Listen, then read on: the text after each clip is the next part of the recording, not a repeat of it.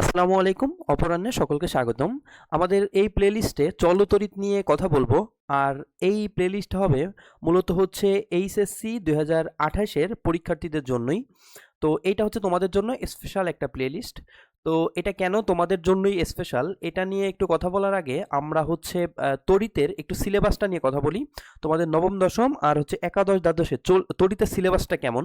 তো নবম দশম শ্রেণীতে তোমাদের তড়িৎ 3টা চ্যাপ্টার পড়ানো হয়, স্থির তড়িৎ, চলতড়িৎ আর হচ্ছে বিদ্যুতের চৌম্বক ক্রিয়া। এই 3টা চ্যাপ্টার মূলত আলোচনা করা হয়।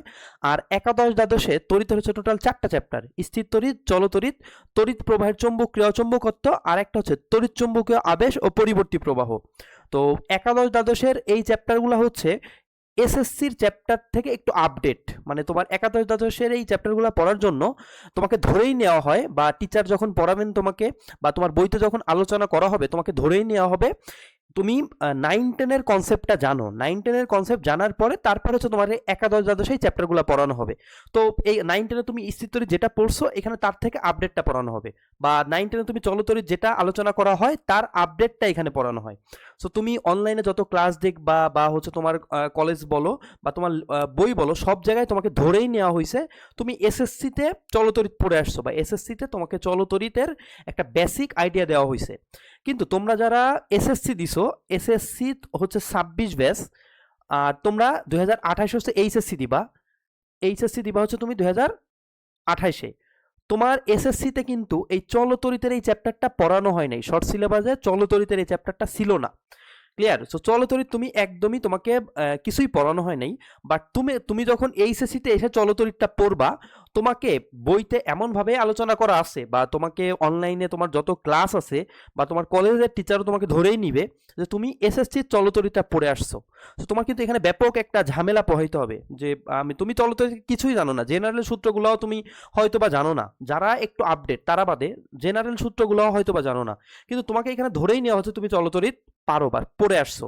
সো এই প্রবলেমটা হচ্ছে 28 ব্যাচে দেখা দিবে। তো এই সমস্যা সমাধানের জন্যই আমি এই প্লেলিস্টে চেষ্টা করব তোমাকে পুরা এ টু জেড হচ্ছে বেসিক থেকে বলার চেষ্টা করব, মানে এসএসসি কাভার করে আমি এইচএসসিতে যাওয়ার চেষ্টা করব। আর একদম এখানে এ টু জেড কিছু মিস দেওয়া হবে না, এ টু জেড একদম বেসিক থেকে প্রো লেভেলের নিয়ে যাওয়া হবে।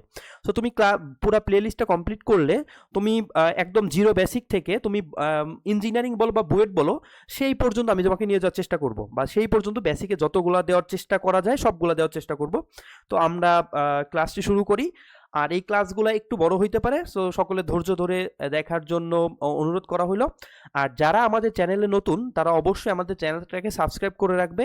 আর কোনো টপিক যদি বুঝতে প্রবলেম হয় অবশ্যই কমেন্টে আমাকে জানাবা, আমি কমেন্টে তোমাদের উত্তর দিব।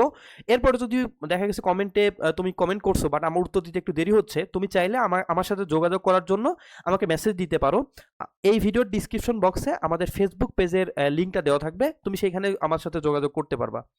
তো আমরা শুরু করি আমাদের ক্লাসটা।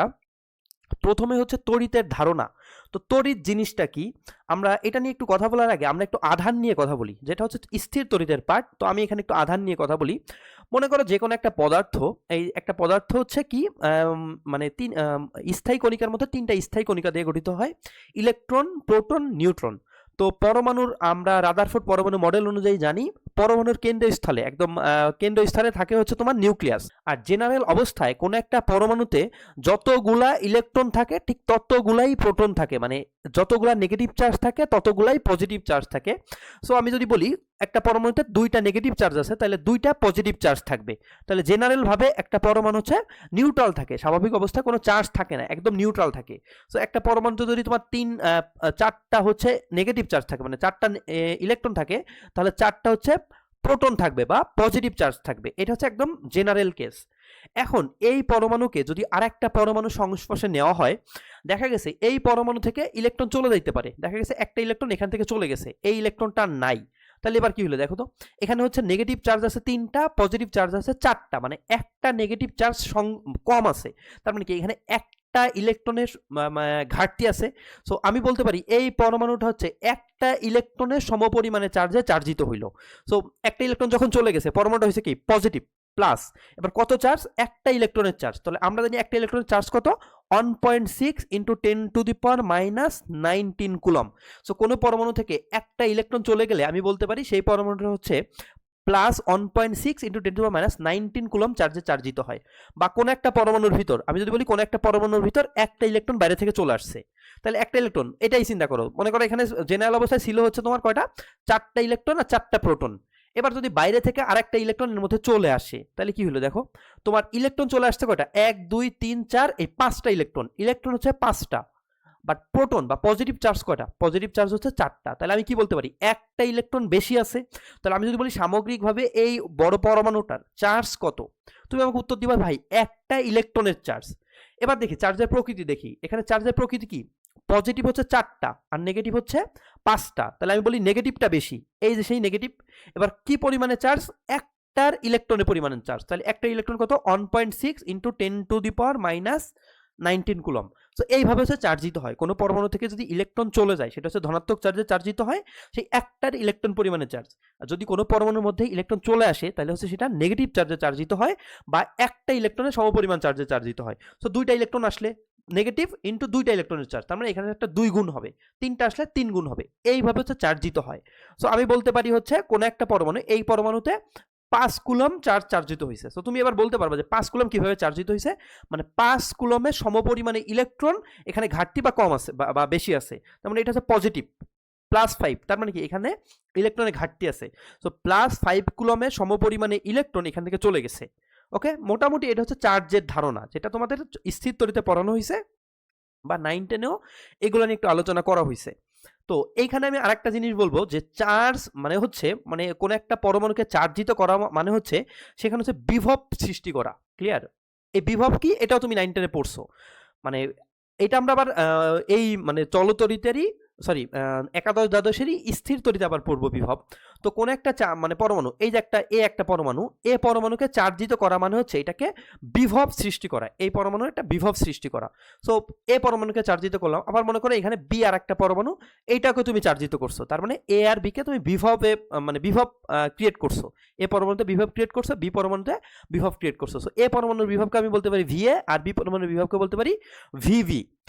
এবার বলো চার্জিত করছি, তার মানে কি এখানে ইলেকট্রনের একটা ইলেকট্রন ঘাটতি বা বেশি, বা এটাও ইলেকট্রনের ঘাটতি, জেনারেল অবস্থা থেকে ঘাটতি বা বেশি ক্রিয়েট হয়েছে, বা বিভব পার্থক্য মানে বিভবের ক্রিয়েট করছি।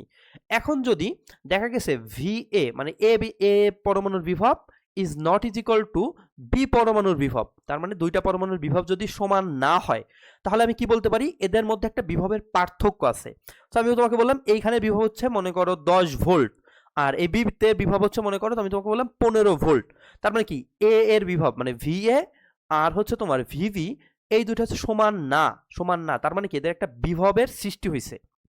ক্লিয়ার? আর বিভবের সৃষ্টি হওয়া মানেই হচ্ছে মানে বিভব পার্থক্য সৃষ্টি হয়েছে।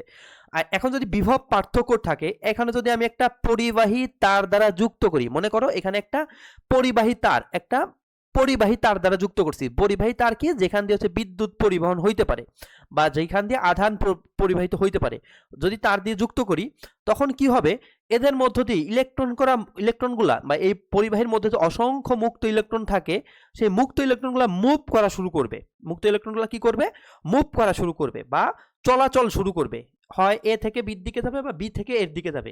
এই যে ইলেকট্রনগুলা চলাচল শুরু করলো, এই ইলেকট্রনগুলা চলাচল করলেই দেখা যাবে এইখানে হচ্ছে তড়িতের সৃষ্টি হইলো, মানে তড়িৎ প্রবাহ, যেটাকে আমরা আই দ্বারা প্রকাশ করবো, সেটার সৃষ্টি হইলো। ক্লিয়ার? তাহলে আমি যদি বলি তড়িৎ প্রবাহের কিভাবে সৃষ্টি হইলো, তড়িৎ প্রবাহের সৃষ্টি হইলো হচ্ছে তোমার ইলেকট্রনগুলা মুভ করার কারণে বা ইলেকট্রনগুলা চলাচল করার কারণে। সো আমি বলবো কখন তড়িৎ প্রবাহ সৃষ্টি হয়, যখন হচ্ছে ইলেকট্রনগুলা বা চার্জ ক্যারিয়ার বা আধান বাহক, বা এখানে আমি আধান বাহক হচ্ছে ইলেকট্রনগুলা যখন চলাচল করতে পারবে বা ইলেকট্রনগুলা যখন মুভ করতে পারবে, তখনই হচ্ছে সেখানে তড়িতের সৃষ্টি হবে। আর ইলেকট্রনগুলা কখন মুভ করতে পারবে, ইলেকট্রনগুলা তখনই মুভ করতে পারবে যদি দুইটা বিন্দুর মধ্যে বিভব পার্থক্য থাকে। ক্লিয়ার? সো আমি এখানে বললাম একদম শিক্ষণীয়, এই স্লাইড থেকে আমার শিক্ষণীয় ফলটা হচ্ছে, যদি দুইটা বিন্দুর মধ্যে বিভব পার্থক্য থাকে, মানে ভি থাকে, বিভব পার্থক্য থাকে, তাহলে সেখানে হচ্ছে ইলেকট্রনগুলা মুভ করবে। ইলেকট্রনগুলা কি করবে, মুভ করবে বা চলাচল করবে।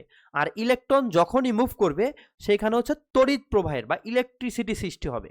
ক্লিয়ার? তাহলে ইলেকট্রিসিটির মূল কারণ হচ্ছে বিভব পার্থক্য থাকা। তো কোথাও যদি বিভব পার্থক্য থাকে এবং সেখানে যদি আমরা পরিবাহী তার দ্বারা সেই দুইটা বিন্দুকে যদি মানে সংযুক্ত করি, তাহলে সেখানে ইলেকট্রনগুলা মুভ করবে, আর ইলেকট্রনগুলা মুভ করলেই তড়িতের সৃষ্টি হবে। তো কিভাবে তড়িতের ক্রিয়েট হয় আমরা এইটা নিয়ে একটু আলোচনা করলাম এখানে, যে তড়িতের ধারণাটা কি। তড়িৎ কি? ইলেকট্রনের মুভমেন্ট বা ইলেকট্রনের চলাচলই হচ্ছে তড়িৎ। তো আমি যদি এখানে তড়িতের একটা জেনারেল সংজ্ঞা দিতে চাই, কোনো পরিবাহীর যে কোনো প্রসেসের মধ্য দিয়ে একক সময়ে যে পরিমাণ আধান প্রবাহিত হয় তাকে তড়িৎ প্রবাহ বলে। তো আগের স্লাইডে আমরা দেখছিলাম হচ্ছে ইলেকট্রন প্রবাহিত হলে বা ইলেকট্রন মানে কি চার্জ প্রবাহিত হলে হচ্ছে তড়িৎ প্রবাহের সৃষ্টি হয়। তো সেটাই হচ্ছে আমরা এখন সংজ্ঞার মাধ্যমে দেখলাম। কোনো পরিবাহীর যে কোনো প্রসেসের মধ্য দিয়ে একক সময়ে যে পরিমাণ আধান প্রবাহিত হয় তাকে তড়িৎ প্রবাহ বলে। সো মনে করো এই যে একটা পরিবাহী, এই পরিবাহীর মধ্যে অসংখ্য মুক্ত ইলেকট্রন থাকে। তো যদি আমি এখানে বিভব পার্থক্য প্রয়োগ করি, মানে এই বিন্দু আর এই বিন্দুর মধ্যে যদি একটা বিভব পার্থক্য থাকে, তাহলে হচ্ছে ইলেকট্রনগুলো মুভ করা শুরু করবে, তো তড়িৎ প্রবাহ হবে। সেটাই বলছে, কোনো পরিবাহী যে কোনো প্রসেসের মধ্য দিয়ে একক সময়ে যে পরিমাণ আধান প্রবাহিত হয় তাকে হচ্ছে কি বলে? তড়িৎ প্রবাহ বলে। তো আমরা এখানে লিখতে পারি, ধরি টি সময়ে প্রবাহিত হয় কিউ পরিমাণ আধান। ধরি টি সময়ে প্রবাহিত হয় কিউ পরিমাণ আধান। অতএব একক সময়ে প্রবাহিত হয় কত? কিউ ডিভাইডেড বাই টি। আর আমরা সংখ্যা থেকে কি জানি? কোনো পরিবাহীর মধ্য দিয়ে একক সময় যে পরিমাণ আধান প্রবাহিত হয় তাকে কি বলে? তড়িৎ প্রবাহ বলে। তাহলে একক সময়ে প্রবাহিত আধানকে কি বলবে? তড়িৎ প্রবাহ বলে। অতএব তড়িৎ প্রবাহ কি হবে? কিউ ডিভাইডেড বাই টি। এই যে কিউ ডিভাইডেড বাই টি, এইটাকেই বলা হয় তড়িৎ প্রবাহ। আর তড়িৎ প্রবাহকে আমরা প্রকাশ করি হচ্ছে আই দ্বারা। আই ইজ ইকুয়াল টু, তাহলে সূত্র আসলো কিউ ডিভাইডেড বাই টি। এইটা হচ্ছে আমাদের একটা সূত্র, তড়িৎ প্রবাহ I is equal to Q divided by T, যেখানে কিউ কি? কিউ হচ্ছে আধান আর টি হচ্ছে সময়। এখন যদি বলি তড়িৎ প্রবাহের একক কি, তাহলে তড়িৎ প্রবাহের একক হবে কি? দেখো, তোমার কুলম মানে আধানের একক ডিভাইডেড বাই সময়ের একক। তাহলে আধানের একক হচ্ছে তোমার কুলম আর সময়ের একক হচ্ছে সেকেন্ড। তাহলে কুলম পার সেকেন্ড, এই কুলম পার সেকেন্ড এটাকেই বলা হয় হচ্ছে অ্যাম্পিয়ার। কুলম পার সেকেন্ড এটাকে কি বলা হয়? অ্যাম্পিয়ার। ক্লিয়ার? তো তোমাকে যদি কখনো প্রশ্ন করা হয় 5 অ্যাম্পিয়ার বলতে কি বুঝো, এই প্রশ্নটা যদি করা হয় 5 অ্যাম্পিয়ার বলতে কি বুঝো, তাহলে দেখো 5 অ্যাম্পিয়ার মানে কি? 5 অ্যাম্পিয়ার ইজ ইকুয়াল টু, আমি এভাবে লিখতে পারি 5 কুলম পার সেকেন্ড বা 5 কুলম পার 1 সেকেন্ড। তাহলে এবার দেখো সংখ্যার সাথে একটু মিলানোর চেষ্টা করো। অ্যাম্পিয়ারের সংখ্যা এভাবে দেওয়া যায়, 5 অ্যাম্পিয়ার বলতে বোঝায় কোনো পরিবাহীর মধ্য দিয়ে 1 সেকেন্ডে 5 কুলম আধান প্রবাহিত হচ্ছে। কি বলছি? কোনো পরিবাহীর মধ্য দিয়ে 1 সেকেন্ডে 5 কুলম আধান প্রবাহিত হচ্ছে, বা কোনো পরিবাহীর মধ্য দিয়ে প্রতি সেকেন্ডে 5 কুলম আধান প্রবাহিত হচ্ছে, এটাকে বলা হচ্ছে 5 অ্যাম্পিয়ার। যদি বলি 10 অ্যাম্পিয়ার বলতে কি বোঝায়, তাহলে কি লিখবা তুমি? কোনো পরিবাহীর মধ্য দিয়ে প্রতি সেকেন্ডে 10 কুলম পরিমাণের আধান প্রবাহিত হচ্ছে, এটাকে 10 অ্যাম্পিয়ার বলে। তো এইখান থেকে হচ্ছে আমরা তড়িৎ প্রবাহের একটা বেসিক আইডিয়া নিলাম।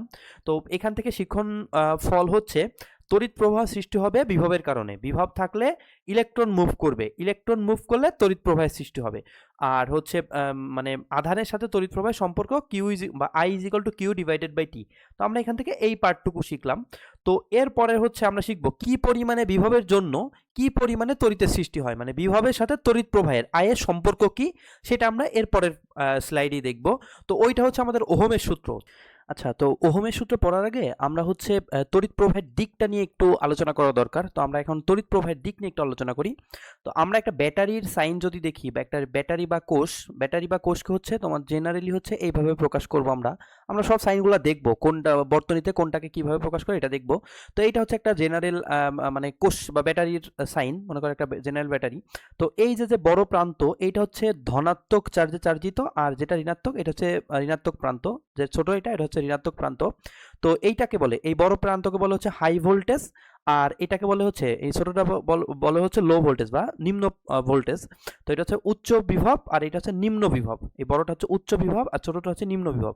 তো বড়টা হচ্ছে উচ্চ বিভব বা হচ্ছে ধনাত্মক চার্জ, আর ছোটটা হচ্ছে নিম্ন বিভব বা ঋণাত্মক চার্জ। তো দেখো এই দুইটা প্রান্তকে যদি আমরা তার দ্বারা যুক্ত করি, মানে এই যে ধনাত্মকের সাথে তারটাকে ঘুরায়ে এভাবে যদি আমরা যুক্ত করি, তাহলে কি হবে? দেখো এখানে হচ্ছে লো ভোল্টেজ আর এখানে হচ্ছে হাই ভোল্টেজ, তাহলে কি একটা বিভব পার্থক্য আছে। আর আমরা জানি বিভব পার্থক্য থাকলেই হচ্ছে ইলেকট্রন মুভ করে, আর ইলেকট্রন মুভ করলে হচ্ছে তড়িৎ প্রবাহ হয়। তাহলে দেখো ইলেকট্রনগুলো আছে কোন জায়গায়, ইলেকট্রনগুলো আছে এই নিম্ন বিভব প্রান্তে, মানে এই প্রান্তে। তো ইলেকট্রনগুলো কি করবে, এই নিম্ন বিভব থেকে উচ্চ বিভবে যাবে, কার মাধ্যমে যাবে, এই পরিবাহী তারের মাধ্যমে যাবে।